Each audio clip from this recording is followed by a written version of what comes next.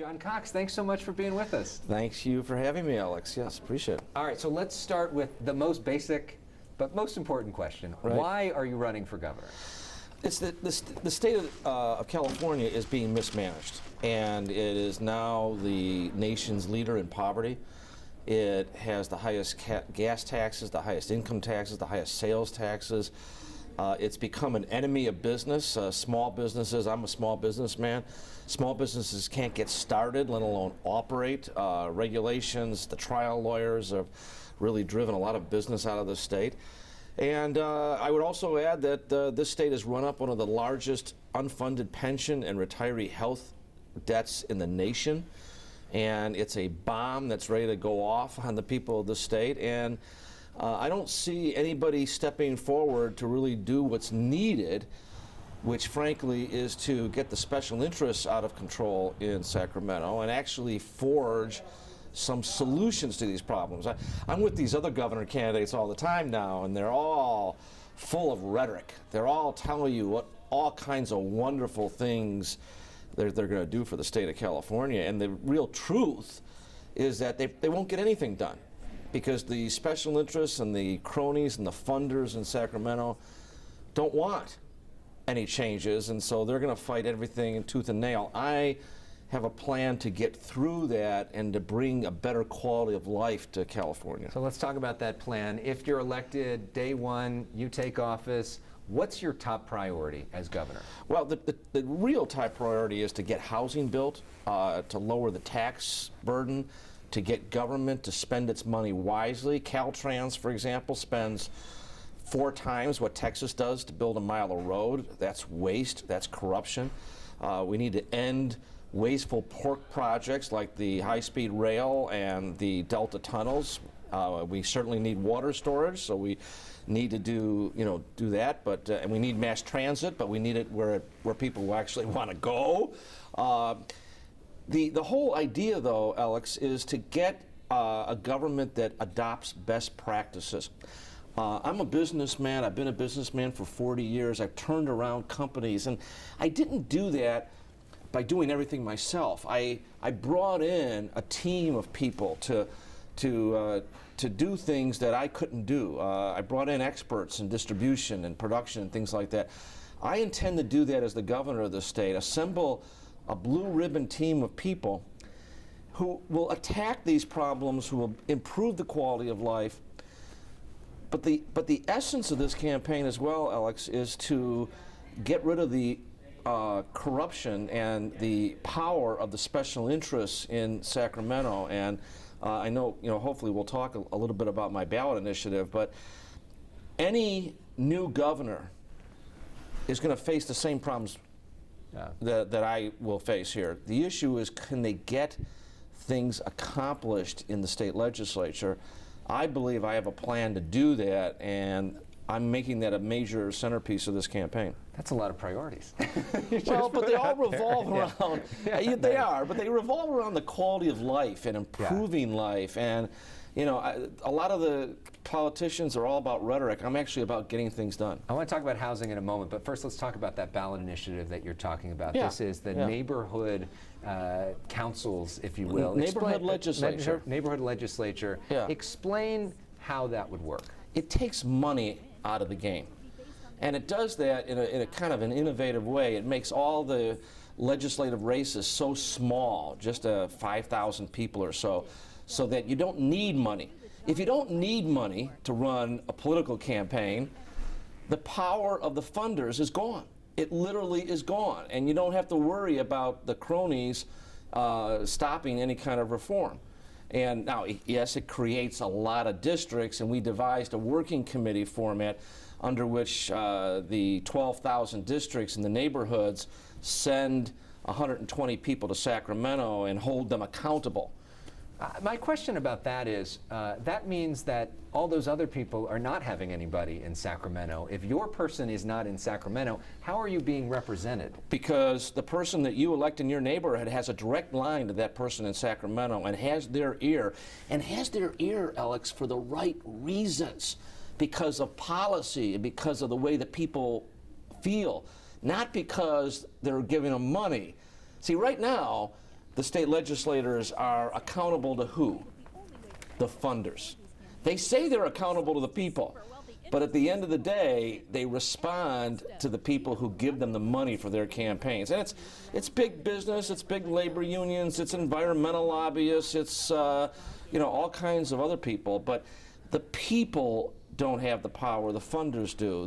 The neighborhood legislature will finally bring accountability to this legislature. Let's talk about housing for a moment. Yeah. One of the top issues of concern for so many people, not only the cost of housing, but also homelessness and how often those two things are tied together. Right. This is your area of expertise. You work in real estate.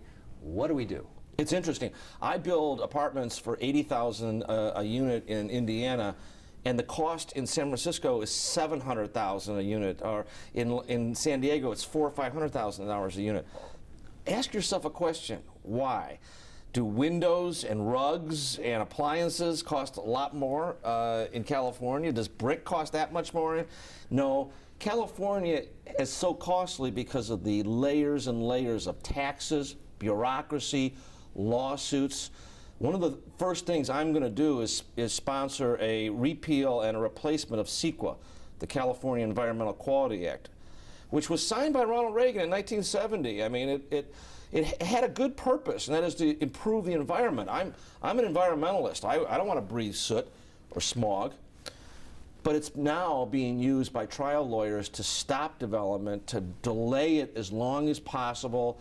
It's used by businesses to stop businesses from competing with each other. And the people who don't want competition fund the state legislature, and they prevent any changes to CEQA. So my opponents in this governor's race, I was just with a few of them, and Antonio Villagrosa is saying we need to change CEQA, and Delaney Easton says the same thing. They're not going to get any of that done because the funders are going to do all they can with their money, which is power, to prevent it. I've got a plan to get rid of CEQA, to make it streamlined, to make sure that we get more housing built. Another tax that is a hot button is the gas tax, which I know you've already said that you want to repeal. I do, and not because I don't want infrastructure. Yeah, well, so how do you pay for infrastructure if you get rid of the gas tax? You do it efficiently. Texas spends a quarter of what we spend to build a mile of road. Think about that for a second. We're spending 4 times what Texas does to spend a mile of road. Does asphalt and concrete cost that much more in Texas? I mean, Texas has got mountains, and it's got valleys, and it's got rivers, and all kinds of things that have to be crossed. No, what Texas has is principled, honest political management. California, not so much. I mean, there's all kinds of studies out there that show that Caltrans is 3,500 people overstaffed. Well, I want infrastructure built, but I don't want to go back to the taxpayers for more taxes. I want to use the money, but use it wisely and efficiently. I'm a CPA, Alex, and I don't know if you knew that from my background, and I pinch pennies in my business. I have to. Because in my business, I don't have the luxury of going back to my customers and saying, well, gee, it costs more, so I need more money. They'll go elsewhere. I see politicians, and they just keep raising taxes and raising taxes rather than do the hard work of actually bringing efficiency to spending. Another issue that people care a tremendous amount in this state is immigration. Yes. Do you think that California should be a sanctuary state? And if not, what do you do about all the people that are undocumented here? I'm a Jack Kemp Republican. I believe in people from all over the world. I celebrate the idea that people from all over the world want to come to America, and frankly, that want to come to California because this is the Golden State. This is a beautiful place to live. I was in Argentina in March visiting some friends, and I went by the American embassy there. There was a line all the way around the block of people waiting to come to America legally. Now, I think it's obnoxious that we have some people that break the law to come here. I understand why they do it. I mean, many are from Mexico or other Central American countries that are run by corrupt governments. We're going to be talking about that tonight to some degree, but we've got to adhere to the law. Cuba, Venezuela, those are examples of countries that don't have much in the way of respect for the law. And they're failed countries to a large degree. I think it's horrendous that our politicians in this state create a war with Washington, D.C., and it appears Washington, D.C. wants to create a war back. None of that is going to improve the quality of life for any California citizen. It's only going to raise prices and raise costs for government. My answer is solve the problem. I've met with farmers and other people in the Central Valley who say they don't have enough workers. Okay, let's get a guest worker program. I've met with a lot of contractors and people who work for contractors who are angry that illegal labor is coming across the border every day and working for less and reducing wages. I think we need to e-verify. I think we need to have a more legal immigration so that people, we need to streamline the immigration process. It shouldn't take 3-4 years to come to America. If you have skills, if you can contribute to our country, that's why I believe the merit-based system works very well. It does in Australia and Canada and a lot of other places. So you talk about the war with Washington from California. The people at war are all Democrats. You are not. You're a Republican running. You didn't vote for President Trump. You voted for Gary Johnson, but you say you support his agenda 100%, especially when it comes to taxes. How the hell does that message work in a state that voted for Hillary Clinton but with 4 million votes, where every single state elected leader is a Democrat right now? How do you win as a Republican in California? Well, let's be clear. I wasn't sure of the president's conservative principles. I wasn't sure that he was a true conservative, and I firmly believe now he's cut taxes, he's cut regulations, he's put Neil Gorsuch on the bench. I think those are all very good things. Some of the rhetoric, however, is not my cup of tea. I'm from Chicago, he's from New York. We have different styles as far as that goes. And I think that's what the people of California have to judge me on. They have to judge me on me. My opponents, Mr. Newsom and Mr. Villagrosa, are going to make it all about Donald Trump. And that's a way of distracting people from the real issues. The real issue is the quality of life. The real issue is the affordability of California. The real issue is the business climate in California. The real issue are the pension debts that we've run up. And going to war with Donald Trump isn't going to help any of those things. But even if you're able to shock the political world and win this election as a Republican in California, you're going to deal with a legislature that has huge Democratic majorities. Well, for a while. How do you get your agenda through that? Actually, you know what? Well, first of all, the neighborhood legislature, which will be on the ballot with me in November of this year, so I hope that passes with my election, and that legislature will be seated in 2022. So you're right, for a few years I'll have to deal with a legislature that's maybe going to be stilted against me. I'm hoping to get people to focus on best practices. I mean, I really do believe that the people who go to Sacramento earnestly want to do the right thing. They're kind of forced into this corrupt game where they have to raise money hand over fist every single day. They've got to raise thousands and thousands of dollars in order to get elected. And I think they're kind of forced into that.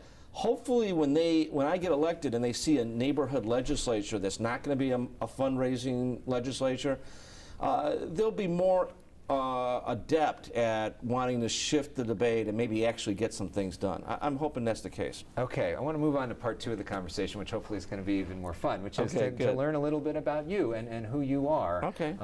You grew up in Chicago. Tell us a little bit about your childhood. Well, it's interesting because my mom was a single mom. My real father left when I was a baby, never saw him again. My mom was a dominant figure. She was a liberal Democrat. She was a school teacher in Chicago. She had 2 master's degrees from Berkeley.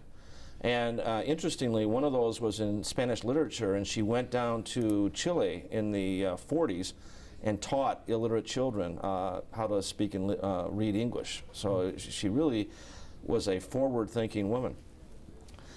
You know, Alex, she instilled in me a love of public service and being involved in the world.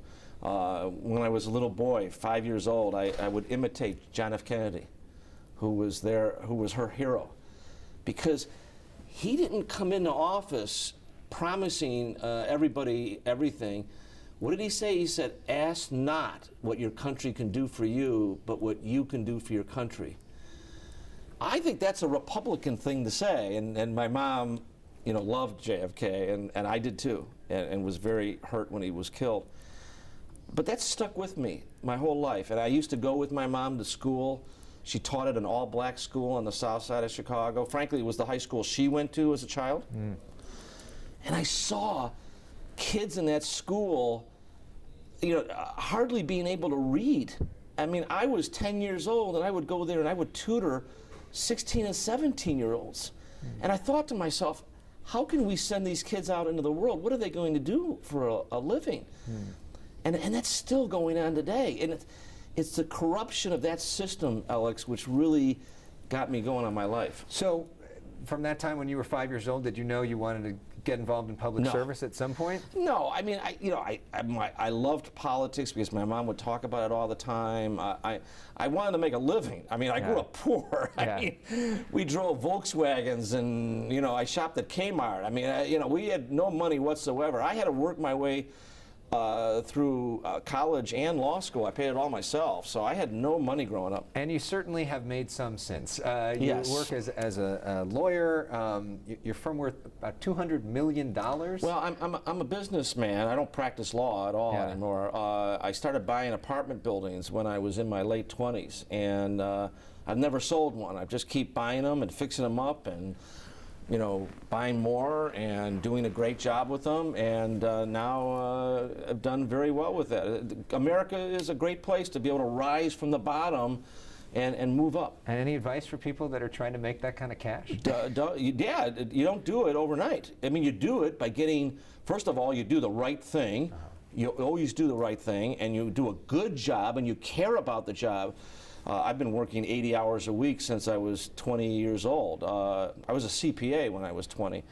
But, you know, that's lost a little bit in today's generation. Everybody hears about sports stars and actors, and they get rich overnight. I've done well over my entire career, and I've always given back. I've been involved in charities. I've created charities for low-income and disabled people. I've been involved in my church extensively, so it hasn't been all just politics and making money. And despite being that busy, you've also made time for a family too. Talk to us a little bit about that. Yeah, I've got 4 wonderful, beautiful daughters, 3 of whom are in the workforce.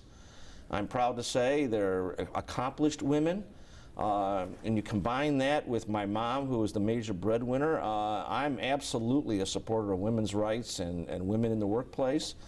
And I'm very proud of my family. I've tried to be as good a dad as I can. I've got a father-daughter dance with my 12-year-old daughter tomorrow that I'm looking forward to.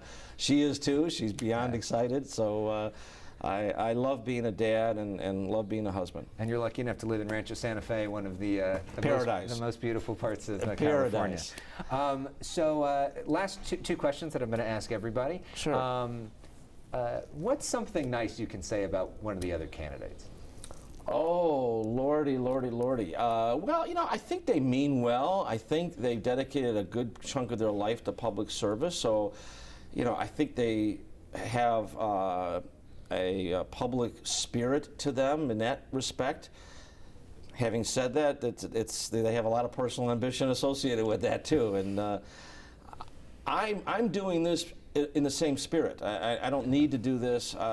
It's taking a lot of time away from my family and my friends and my businesses, but I believe it really needs to be done, Alex. And at great personal expense. You're also chipping in a lot of your own money. I chip a good amount of money in. I'm expecting people to do it. If I could put in a plug for that, we've got 5,000 contributors already, and if people want to get involved in the campaign, they can text the word reclaim, because we're trying to reclaim the California dream. But if they text the word reclaim to 99000, they can volunteer, they can get involved in the campaign. Last question. What's the biggest misconception about you? Oh, that I'm some kind of bored rich guy, I suppose, that has got nothing else to do than do this, and nothing could be further from the truth. I'm on the board of the USO in San Diego. I love that organization. I've taken time away from that. I've taken a lot of time away from a lot of things that I love to do. But people need to understand that I've got an idea, this neighborhood legislature, as well as my business experience to lend to the state of California. Hopefully enough people hear this, and don't believe me, look at the neighborhood legislature. Go to the website and learn in detail what it does. I think people will be very surprised. They'll see that, gee, this is a structure that the founders would have thought of. James Madison believed in a three-part government that was accountable to the people. I think this money chase, the amount of money that special interests put in, has just totally distorted the accountability of our great founders that they envisioned. I absolutely believe that this idea of this neighborhood structure takes the money out of the system, puts the power back in the control of the people, gives some accountability to the people. You can actually run against somebody if you don't think they're doing a good job. Think about that for a second. If you don't like what your assemblyman's doing right now, can you go run against him and get rid of him? Absolutely not. Not unless you've got a boatload of money. Yeah. But the neighborhood legislature allows you to do that. Anything else you want to add? No, I'm probably giving you more than you want to know. You've given us a lot, but I think it gives people a good sense of who you are and what you believe in, and that's the purpose of this. So thank you very much for sharing your views, Thanks, and thank Alex. you for talking with us. Very much pleasure. Thank you.